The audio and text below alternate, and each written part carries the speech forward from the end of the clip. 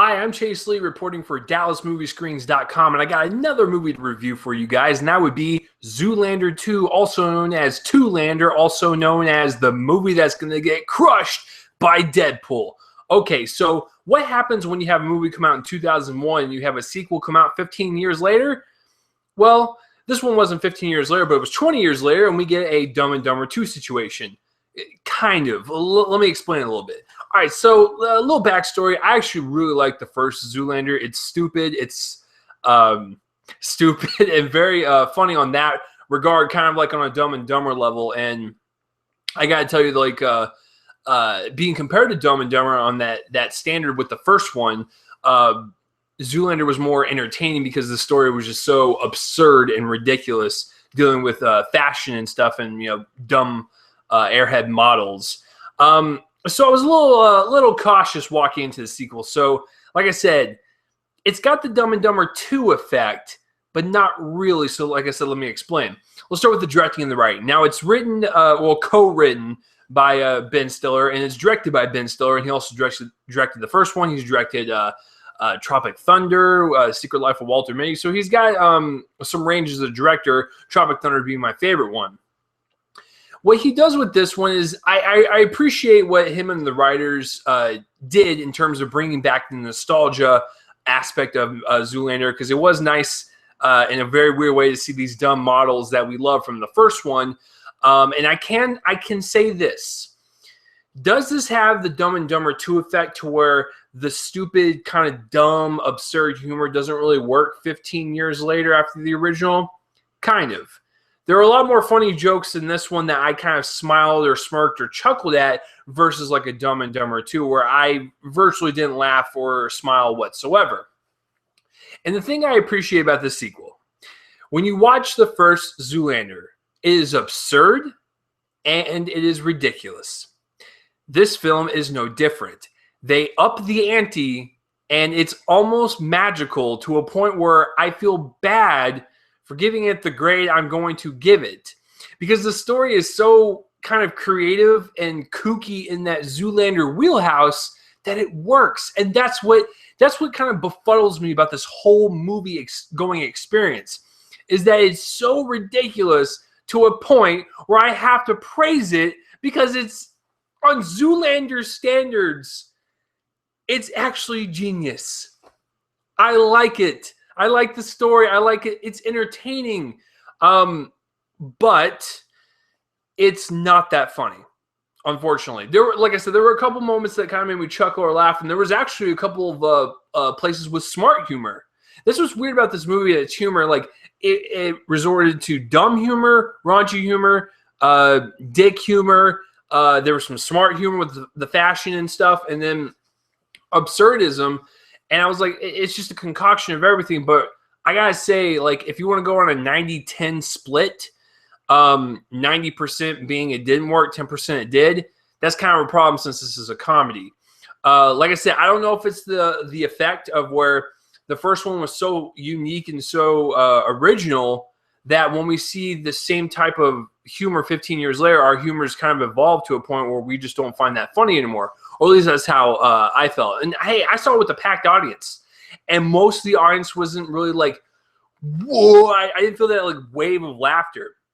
Now, the people behind us, dear Lord, they were having so much fun. I kind of wanted to ask them if I can join the party because apparently I was missing something. So in terms of the writing, I actually like the story because it actually fits with Zoolander, and it's actually a pretty creative sequel story. But in terms of the humor, none of it really worked for me. Like I said, there was a couple parts that made me chuckle, but that doesn't, balance out everything else. And as far as the directing goes, I sense that Ben Stiller, he wanted to go back to this world, and he brought us there. But there was too much randomness than actual like joke making. I just felt like they were trying so hard to be dumb and random that it just didn't work in the long run. But hey, that's just me. Acting wise, I mean, even though it's been 15 years, Ben Stiller and Owen Wilson look like they're having fun. I mean, you can't negate that. Their acting wasn't terrible, and like it's weird to say because they play stupid people, But Owen Wilson and Ben Stiller, they fit into the roles like a glove. They're just like, oh, we're back. It wasn't even like it was 15 years. And hey, even in the beginning of the movie, they have like a whole like kind of montage sequence to like catch you up over the past 10 years. So the acting is fine for this movie. Everyone plays dumb, and everyone just looks like they fit in this world, and they're having fun. And there is a crap ton of cameos, and that's the joy about this movie. I don't do spoilers, so the joy is all the cameos and the story itself, because I don't want to ruin any plot points or cameos, because they're just, like I said, it's so ridiculous you have to witness it for yourself. So the cameos are cool, I guess. There was a few of them that kind of caught me off guard, and I was like, that was pretty good. And as far as everyone else, Penelope Cruz, whatever, she's very good to look at. Kristen Wiig, she was kind of wasted in my opinion. Will Ferrell, he's only in there for like the latter half of the movie, and then everyone else is whatever. They're there. Cinematography wise, listen, the one thing I can really praise about Ben Stiller as a director is he's got a really good visual eye. If you watch Tropic Thunder or The Secret Life of Walter Mitty especially, he's really good at cinematography. Even in the first Zoolander, he's got some really interesting creative shots, especially for a straight-up comedy.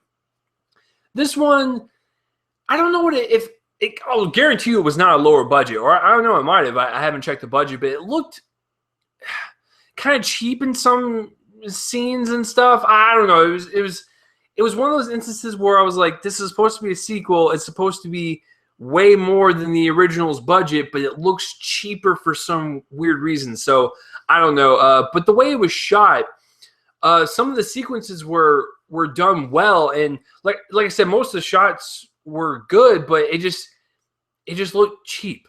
I don't know. That might be really terrible of me to say, but it just looked that way to me.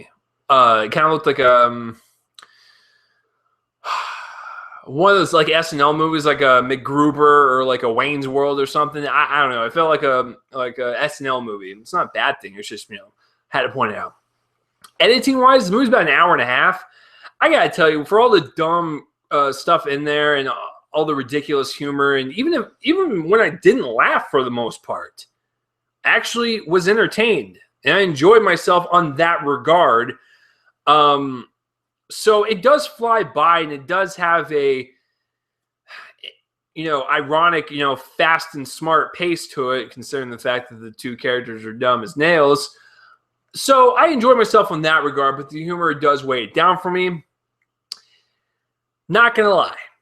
I feel embarrassed to like the first one. I like the first one quite a lot, and I think it has its moments, and it's pretty funny with that stupid humor. But I just think our humor has evolved. It just has. Because Dumb and Dumber 2 pretty much copied the same exact model as its older brother, but it didn't work because we're just so... I don't know. There's just so many comedies between the original and the sequel to where it doesn't feel special anymore. We've seen dumb humor before, so this one's no different. It just kind of gets lost in the puddle somewhere. But like I said, on a outlandish level, and weirdly enough, I will say that I recommend this movie. I think the story for the sequel is creative, and it's actually one of the most creative comedy sequels in terms of story I've seen, because it fits with that tone. But it's not that funny when it boils down to it. There are a couple parts that made me chuckle, but other than that, most of the time they just tried too hard. And that's unfortunate, because I have to give Zoolander 2, Toolander 2, a D+. It's just not for me. It's just not. And I will watch the first one every so often, but as far as the sequel, I honestly don't want to see it again. So, have you guys seen Zoolander 2? Have you even heard of it? Do you like the first one? All that jazz. Comment that place up on my face and let me know. I'm Chase Lee reporting for DallasMovieScreens.com, and tune in next time for whatever I review next. My Deadpool review is also on my channel, so check that out. It's an interesting weekend. This is an absurd weekend for films.